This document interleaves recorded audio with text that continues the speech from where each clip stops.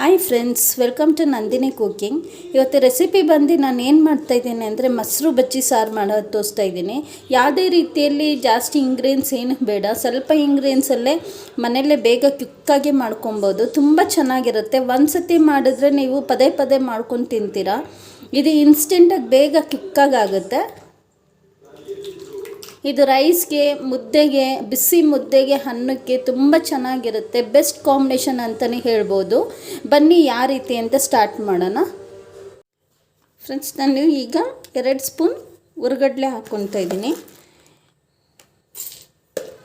ಇದು ಬೇಗ ಕ್ವಿಕ್ಕಾಗುತ್ತೆ. ಏನು ಬೆಳ್ಳುಳ್ಳಿ ಏನು ಬೇಡ, ಬೆಳ್ಳುಳ್ಳಿ ಆಗಲಿ ಈರುಳ್ಳಿ ಆಗಲಿ ಏನು ಬೇಡ. ಇನ್ಸ್ಟೆಂಟಾಗಿ ಬೇಗ ಕ್ವಿಕ್ಕಾಗುತ್ತೆ ಮೊಸರು ಬಜ್ಜಿ ಸಾರು.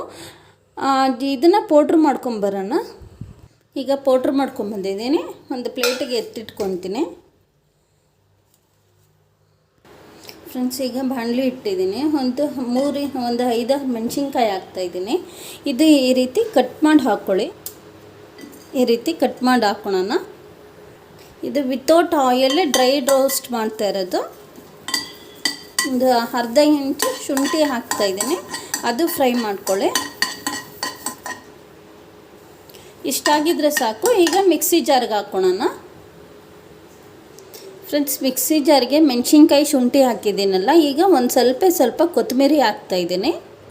ಒಂದು ಅರ್ಧ ಸ್ಪೂನಷ್ಟು ಜೀರಿಗೆ ಹಾಕ್ತಾಯಿದ್ದೀನಿ. ಇಷ್ಟು ತರಿಯಾಗಿ ರುಬ್ಕೊಂಬರೋಣ. ನೀರು ಹಾಕೋದು ಬೇಡ. ಫ್ರೆಂಡ್ಸ್, ಈ ರೀತಿ ತರಿಯಾಗಿ ರುಬ್ಕೊಂಬಂದಿದ್ದೀನಿ. ಒಗ್ಗರಣೆಗೆ ಒಂದು ಬಾಣಲಿ ಇಟ್ಟಿದ್ದೀನಿ.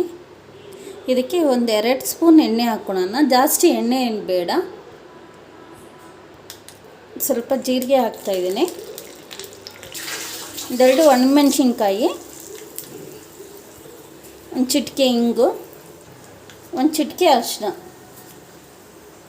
ಕರಿಬೇವಿನ ಸೊಪ್ಪು ಒಗ್ಗರಣೆಗೆ. ಇದು ಒಂದು ಸ್ವಲ್ಪ ತಣ್ಣಗಾಗಕ್ಕೆ ಬಿಡೋಣ ಒಗ್ಗರಣೆ. ಫ್ರೆಂಡ್ಸ್, ಈಗ ನಾನು ಮೊಸರು ತೊಗೊಂಡಿದ್ದೀನಿ 1 ಕಪ್ಪು ಅಷ್ಟು. ಈಗ ಇದನ್ನು ಕಟ್ಕೊಳ್ಳೋಣ. ಅಂದರೆ ಇದು ಜಾಸ್ತಿ ನೀರು ಹಾಕೋದು ಬೇಡ. ನಾನು ಈ ಗ್ಲಾಸಲ್ಲಿ ಒಂದು ಅರ್ಧ ಗ್ಲಾಸ್ ಹಾಕ್ತಾಯಿದ್ದೀನಿ ನೀರು. ಇದು ಜಾಸ್ತಿ ತೆಳ್ಳಗೆ ಮಾಡ್ಕೊಳಕ್ಕೆ ಹೋಗಬಾರ್ದು. ಸ್ವಲ್ಪ ಮಜ್ಜಿಗೆನೂ ಅಲ್ಲ, ಮೊಸರು ಅಲ್ಲ, ಅದು ಗಂಟು ಇರುತ್ತಲ್ಲ, ಎಲ್ಲ ಹೋಗೋವರೆಗೂ ಕಟ್ಕೊಬೇಕಷ್ಟೆ. ಇದರಲ್ಲಿ ಇಷ್ಟು ನೀರು ಮಿಕ್ಕಿದೆ. ಇಷ್ಟೇ ಹಾಕ್ಕೊಂಡಿರೋದು. ಇಷ್ಟು ಗಟ್ಟಿಗೆ ಹಿಂಗೆ ಇರಬೇಕು ನೋಡಿ. ಈ ರೀತಿ ಈ ಹದದಲ್ಲೇ ಇರಬೇಕು ಗಟ್ಟಿಗೆ. ಅದು ಹುರ್ಗಡ್ಲೆ ಪೌಡ್ರ್ ಮಾಡಿದ್ವಲ್ಲ, ಅದನ್ನು ಹಾಕ್ಕೊತಾ ಇದ್ದೀನಿ. ಅದು ಪೂರ್ತಿ ಹಾಕ್ಕೊತಾ ಇದ್ದೀನಿ ನಾನು. ಇದು ಗಂಟು ಇಲ್ದಂಗೆ ಮಿಕ್ಸ್ ಮಾಡ್ಕೊಬೇಕು. ಇದು ಏನಕ್ಕೆ ಹಾಕೋದು ಅಂದರೆ ಒಂದು ಸ್ವಲ್ಪ ಕ್ವಾಂಟಿಟಿ ಗಟ್ಟಿ ಬರುತ್ತೆ. ಇದೇನು ಕಾಯಿಸ್ಬೇಕು, ಕುದಿಸ್ಬೇಕು ಅಂತ ಏನಿಲ್ಲ. ಇನ್ಸ್ಟೆಂಟಾಗಿ ಬೇಗ ಕ್ವಿಕ್ಕಾಗುತ್ತೆ. ಪೇಸ್ಟ್ನ ಮಾಡಿಟ್ಕೊಂಡಿದ್ವಲ್ಲ, ಮೆಣಸಿನ್ಕಾಯಿ, ಕೊತ್ತಂಬರಿ, ಶುಂಠಿ, ಜೀರಿಗೆ, ಇದನ್ನು ಹಾಕ್ತಾಯಿದ್ದೀನಿ. ಇದನ್ನು ಮಿಕ್ಸ್ ಮಾಡ್ಕೊಳ್ಳಿ.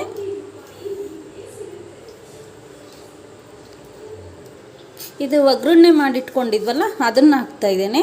ಅದಕ್ಕೆ ತಣ್ಣಗಾಗಕ್ಕೆ ಬಿಡಿ ಹಿಂದಿದ್ದು. ಮೊಸರಿಗೆ ಬಿಸಿ ಇದ್ರಲ್ಲಿ ಹಾಕಿದ್ರೆ ಚೆನ್ನಾಗಿರೋದು. ಈಗ ಸಣ್ಣದಾಗಿ ಹಚ್ಚಿಟ್ಟಿರೋದು ಒಂದು ಈರುಳ್ಳಿ ಹಾಕ್ತಾಯಿದ್ದೀನಿ. ಇದು ಬೇಕು ಅಂದರೆ ಹಾಕಿ, ಬೇಡ ಅಂದರೆ ಸ್ಕಿಪ್ ಮಾಡ್ಬೋದು. ಹಂಗೇನೂ ತಿನ್ಬೋದು. ಅನ್ನಕ್ಕೆ, ಮುದ್ದೆಗೂ ಎಲ್ಲ ಚೆನ್ನಾಗಿರುತ್ತೆ.